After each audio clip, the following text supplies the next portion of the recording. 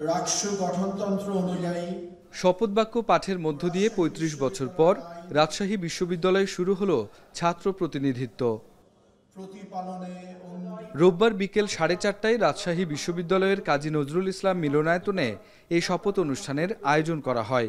বিকেলের পর হল ও কেন্দ্রীয় ছাত্র সংসদের নির্বাচিত ২৮৩ জন প্রতিনিধি আসতে থাকে মিলনায়তনে।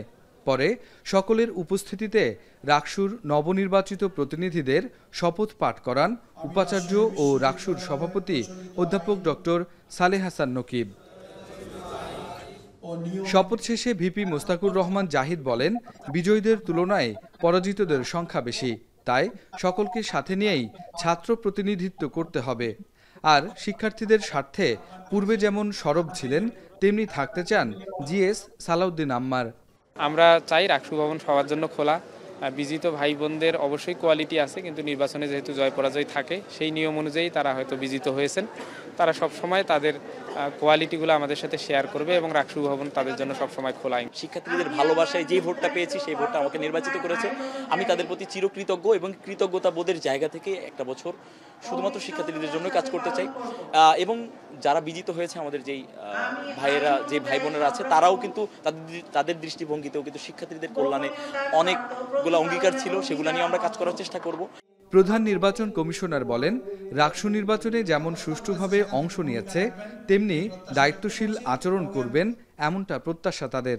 আমি মনে করি আমাদের এই শিক্ষার্থীরা তাদের উপর যে গুরু দায়িত্ব পড়েছে, শিক্ষার্থীদের বিভিন্ন দাবি দেওয়া, এই বিশ্ববিদ্যালয়ের বিভিন্ন ক্ষেত্রে যে উন্নয়ন তারা যেভাবে চাইবে, আমার বিশ্বাস এই প্রশাসন তাদেরকে সর্বতোভাবে সহায়তা দান করবে। কেন্দ্রীয় সংসদের প্রার্থীদের শপথের পর একে একে ১৭টি হল সংসদের প্রার্থীদের শপথ বাক্য পাঠ করানো হয়। বলেন, প্রতিশ্রুতি অনুযায়ী শিক্ষার্থীদের চাহিদা মতো দায়িত্ব পালন করবেন তারা। প্লেয়াররা অনুশীলন করবে, পর্যাপ্ত মাঠ নেই এবং মেয়ে শিক্ষার্থী যারা আছেন তারা খেলাধুলা অত ইনভলভ না। তো আমি চেষ্টা করবো তারা যাতে বিভিন্ন ইভেন্টগুলোতে অংশগ্রহণ করে। শিক্ষার্থীদের ম্যান্ডেট নিয়ে কাজ করাই আমাদের মূল লক্ষ্য হবে। তো দেখা যাচ্ছে যে আমরা ইশতেহার তো অনেক কিছুই দিয়েছিলাম, অনেক কিছু নিয়ে কাজ করার চিন্তা ভাবনা করেছি। সেগুলোর পাশাপাশিও আমাদের এখন চিন্তা থাকবে যে শিক্ষার্থীদের সামগ্রিক কি সমস্যা হচ্ছে, শিক্ষার্থীরা সামগ্রিকভাবে প্রতিদিন কি ফেস করছে, তারা আমাদেরকে সেগুলো পরামর্শ দিবে। এদিকে রাজশাহী বিশ্ববিদ্যালয়ের চিকিৎসা মনোবিজ্ঞান ও নাট্যকলায় বিতর্কিত শিক্ষক নিয়োগ নিয়ে শিক্ষার্থীদের আন্দোলন নিয়ে প্রশাসনকে দ্রুত সিদ্ধান্ত নেয়ার দাবি জানিয়েছে রাকসু নেতারা।